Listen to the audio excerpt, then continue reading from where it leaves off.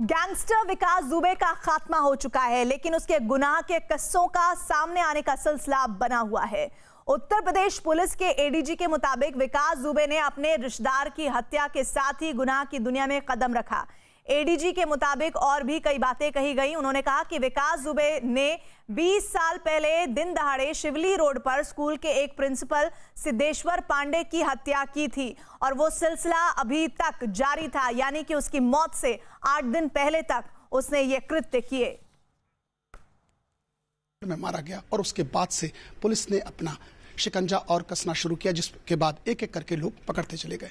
इसी कड़ी में आज उत्तर प्रदेश के ADG law and order Shri Prashant Kumar साहब यहाँ हैं। बताएंगे कि आज क्या चीज़ हुई खास। सर, आज क्या प्रेस कॉन्फ्रेंस थी, क्या खास? ये जो जघन्य हत्याकांड विकास दुबे और उसके साथियों द्वारा किया गया था, जिसमें कि हमारे 8 साथी शहीद हुए थे, उसका एक जो मुख्य अभियुक्त 50,000 का इनाम था शशिकांत, वो आज पकड़ा गया चौबेपुर थाना क्षेत्र से। और उसकी निशानदेही पे विकास दुबे के घर से जो पुलिस की लूटी गई AK-47 थी तथा इसके स्वयं के घर से पुलिस के से लूटी गई इंसास राइफल थी, मय कारतूस के बरामद हुई है। इस प्रकार जो पुलिस की जितनी भी वेपन हमारे गायब थे, लूटे गए थे, वो बरामद हो चुके हैं। और इस केस में अब केवल 11 नामजद ऐसे अभियुक्त हैं जो बचे हुए हैं और इसके अतिरिक्त अन्य अज्ञात लोग हैं जो इस बृहद षड्यंत्र में शामिल थे। उनकी अब हम लोग गिरफ्तारी करेंगे और उनको सख्त से सख्त सजा दिलाएंगे। इस पूरे प्रकरण में अब तक इनको शशिकांत को मिला के 4 लोग गिरफ्तार हो गए, 6 लोग मारे जा चुके हैं तथा 11 लोग अभी शेष हैं।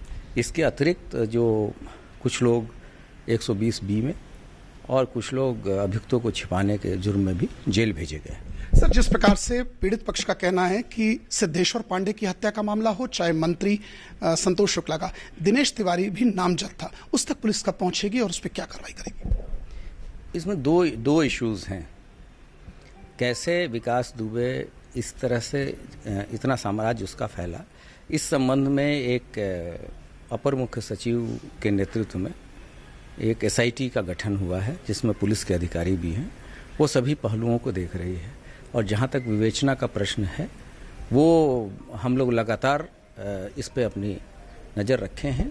और जैसा कि शासन का है, पुलिस महानिदेशक के निर्देश हैं, इसमें से कोई भी व्यक्ति जिसने कि पुलिस पे हाथ उठाया है बचने नहीं पाएगा और सबको सज़ा दिलाई जाएगी। और कानून के शिकंजे में जो कठोरतम सज़ा है, हम उनके खिलाफ एविडेंस एकत्रित करके कोर्ट में देंगे और उनको सजा दिलाएंगे। सर, बस एक आखिरी सवाल, जिस दिनेश तिवारी की हम बात कर रहे हैं या पीड़ित पक्ष बात कर रहा है, उस पर क्या कार्रवाई होगी, ये मैं जानना चाह रहा हूँ सर आपसे।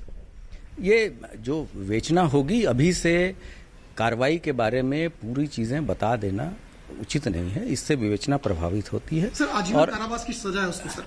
हाँ, नहीं, वो आपने बताया है और सभी चीजें हमारे जो विवेचक हैं उनके संज्ञान में है। और हम जो जिस तरह की जिसकी जितनी का दंड का भागी है उसको हम दंड दिलाने की कोशिश माननीय न्यायालय से करेंगे। तो आपने देखा, ये एडीजी श्री प्रशांत कुमार साहब हैं, जिनका साफ कहना है कि जो कुख्यात अपराधी, जिस तरह विकास दुबे मारा गया, उस तरह अन्य सदस्य भी कोई भी बख्शा नहीं जाएगा, उनकी सजा सलाखों के पीछे होगी। जर्नलिस्ट आशीष पांडे के साथ Amit Ganju, news 18 Kanpur. UP police ने कानपुर में 8 पुलिसकर्मियों की शहादत के मामले में कार्रवाई तेज की है। पुलिस के मुताबिक इस मामले में अब तक मुख्य आरोपी विकास दुबे समेत 6 आरोपी मारे जा चुके हैं, जबकि 4 आरोपियों को गिरफ्तार कर लिया गया है। बाकी बचे 11 आरोपियों की तलाश है, छापेमारी हो रही है। पुलिस ने पकड़े गए आरोपियों की निशानदेही पर वारदात में लूटी गई AK-47 और एक इंसास राइफल बरामद कर ली है। 2 तस्वीरें आपको हम दिखा रहे हैं इस वक्त। विकास समेत 6 आरोपी ढेर हैं। 11 आरोपियों की इस वक्त तलाश के लिए छापेमारी पुलिस कर रही है और इस कार्रवाई में जो भी बचाने में मदद कर रहा है, उन्हें भी लगातार पुलिस पूछताछ के लिए हिरासत में ले रही है। अमित हमारे साथ जुड़ रहे हैं। अमित गंजू ने वो रिपोर्ट दिखाई जिसमें शशिकांत ने ऐसा खुलासा किया जिससे पता चलता है कि पुलिस वालों की शहादत के खिलाफ जो साजिश की गई थी, उन्हें सिर्फ मारना ही नहीं था बल्कि बुरी तरह से मारने की पूरी साजिश थी और ये मैसेज देने की कोशिश थी कि जो भी हमारे सामने आएगा उसे खत्म किया जाएगा। लेकिन अमित, ये भी साफ पुलिस की तरफ से कार्रवाई में बता दिया गया कि 8 दिन बाद ही आपका हिसाब चुकता किया गया।